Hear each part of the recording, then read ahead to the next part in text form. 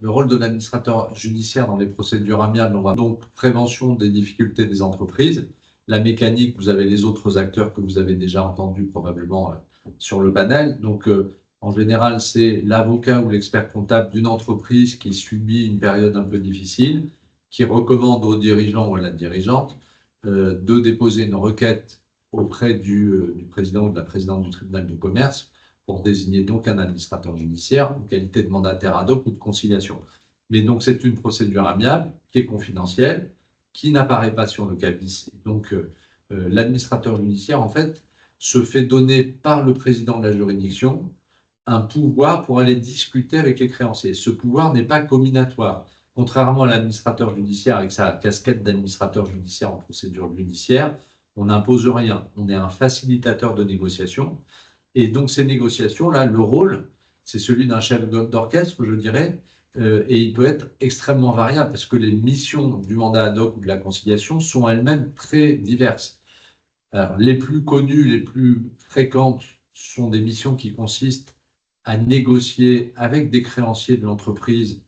pour des moratoires, des échelonnements, voire des abandons pour faire en sorte que les difficultés ne conduisent pas à l'ouverture justement d'une procédure collective.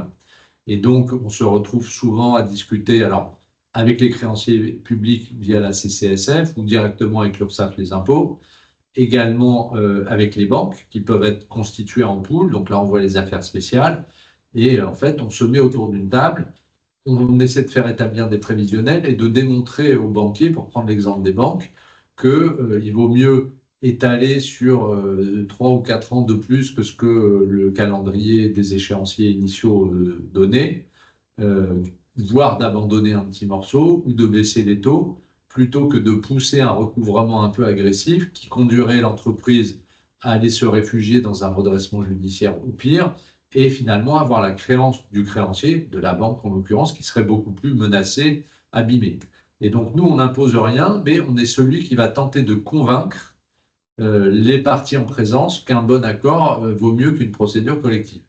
Et ces parties en présence, en fait, on va alimenter le débat et on a à cœur, mes confrères et moi-même,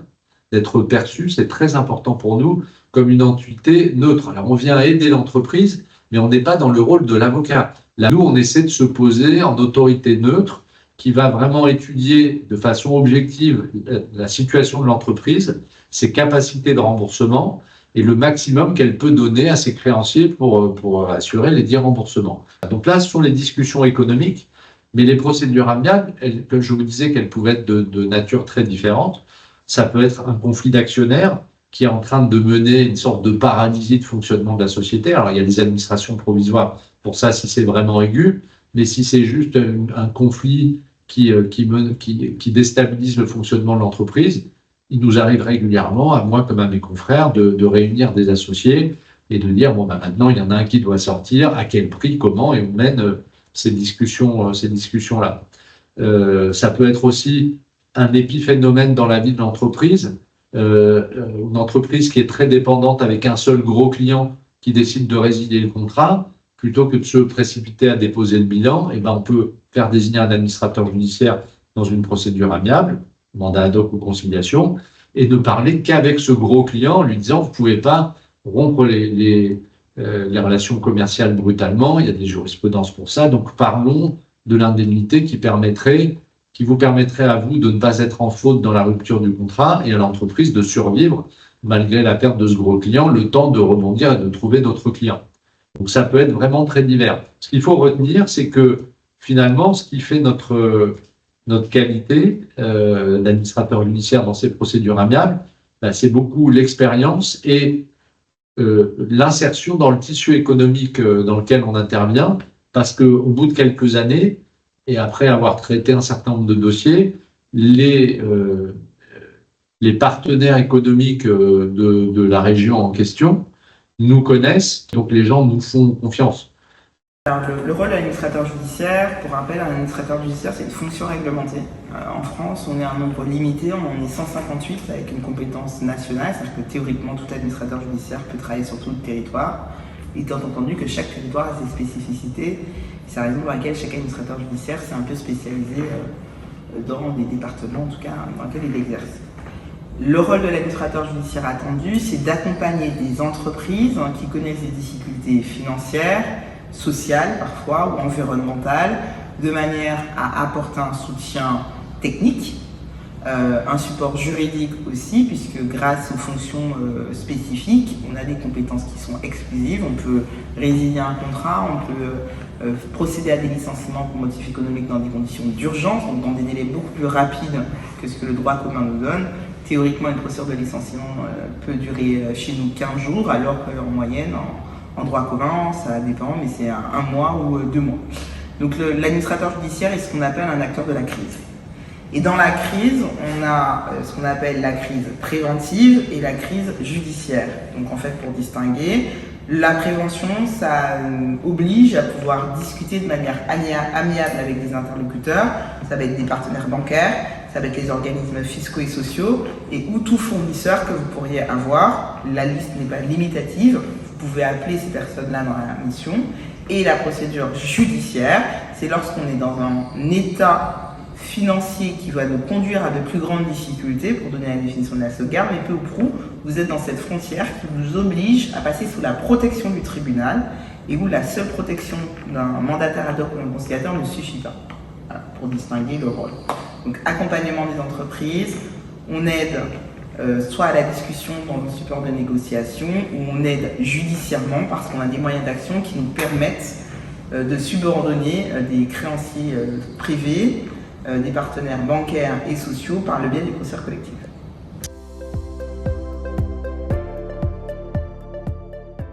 Incontournable, d'abord statutairement, parce qu'en fait, les conciliations, les mandats ad hoc sont en général confiés à des administrateurs judiciaires, et donc quand on a un certain nombre de discussions à avoir, on ne veut pas aller directement au contentieux, c'est un bon vecteur que de passer par le tribunal de commerce. Et nous sommes des mandataires de justice, et donc si on va vers le tribunal de commerce, on se retrouve avec nous. Il y a même une espèce d'obligation, si on parle plus précisément des PGE, les prêts garantis par l'État, comme des textes ont été arrêtés ces derniers mois, qui viennent disposer, répondre à une question qu'on s'est posée sur les PGE, c'était quel cadre faut-il aux banques pour qu'elles puissent accepter de rallonger un PGE, parce que souvent, vous étiez avec 2 ans de franchise, 3 ou 4 ans d'appurement, et puis pour beaucoup d'entreprises, quand il commence à s'agir de commencer à payer, c'est dur et il faudrait un peu plus de temps pour aller au bout. Or, les banquiers, dans un premier temps, ont refusé de restructurer les PGE, parce que le prêt, comme son nom l'indique, garanti par l'État, en fait, si on bougeait la durée de l'appurement des PGE, on perdait la garantie de l'État. Et donc, évidemment, les banquiers ne voulaient pas risquer de perdre la garantie de l'État, donc ils refusaient. Et les textes sont venus dire qu'à partir du moment où une décision de justice venait confirmer la restructuration des PGE, on pouvait aller jusqu'à 10 ans de restructuration sans perdre la garantie de l'État. Et par décision de justice, la jurisprudence est venue le préciser, on a soit évidemment en redressement judiciaire un plan de redressement par voie de continuation, et dans l'amiable, quand vous avez en conciliation, alors pas en mandat ad hoc, pour le coup là il faut être en conciliation un protocole soit homologué par le tribunal, comme vous le savez c'est un des chemins, mais même constaté par le président du tribunal ou la présidente avec une ordonnance, ça permet aux banquiers d'accepter un étalement plus long du PGE sans perdre la garantie de l'État. Donc, je réponds à votre question, en quoi l'administrateur est-il fondamental? Il est, parce que je vous disais tout à l'heure, dans les négociations, nous sommes le chef d'orchestre, d'une certaine façon, donc on est au centre du sujet, mais au-delà de ça, statutairement, il faut passer par une conciliation, par exemple, pour restructurer un PGE. Vous n'avez pas le choix, il faut donc un administrateur judiciaire dans le cadre d'une conciliation. Dans un cadre préventif, l'objectif, c'est de discuter. Et on discute en disant, attention, si on ne parvient pas à aboutir à une solution pour cette entreprise, au-delà du fait qu'elle ait un rayonnement sur l'économie et qu'on en a besoin dans notre environnement, si on bascule dans une procédure collective, le risque, bien évidemment, si on peut, c'est que, ça va nous créer une fracture sociale, puisque là, on aura des salaires qui vont être en danger, les salariés. C'est une société qui potentiellement va se retrouver davantage en difficulté, puisque l'inconvénient de la procédure de redressement judiciaire, c'est que souvent les gens demandent à être payés comptant, ce qui est logique, le risque. et que c'est surtout en troisième position, c'est une société dans laquelle on a besoin qu'elle continue à exister pour en tout cas aider l'environnement économique autour, puisqu'une entreprise, comme on le sait, c'est un chef d'entreprise très bien, c'est des salariés, c'est encore moins, c'est des moyens, c'est nécessaire, mais c'est surtout qu'en face, on a des organismes sociaux qui nous aident à collecter pour la retraite, fiscaux parce qu'on paye des impôts, c'est mieux pour nous, on va le dire ainsi, et bref, vous avez compris le cercle, on fait fonctionner tout un système. Donc en prévention, c'est essentiel de connaître l'environnement dans lequel on est, c'est essentiel de connaître les personnes avec qui on parle, et c'est essentiel effectivement d'avoir ce support et ce soutien pour l'entreprise et les salariés de quelqu'un qui puisse anticiper finalement les difficultés et expliquer à tout le monde ce qui va se passer si on n'y arrive pas.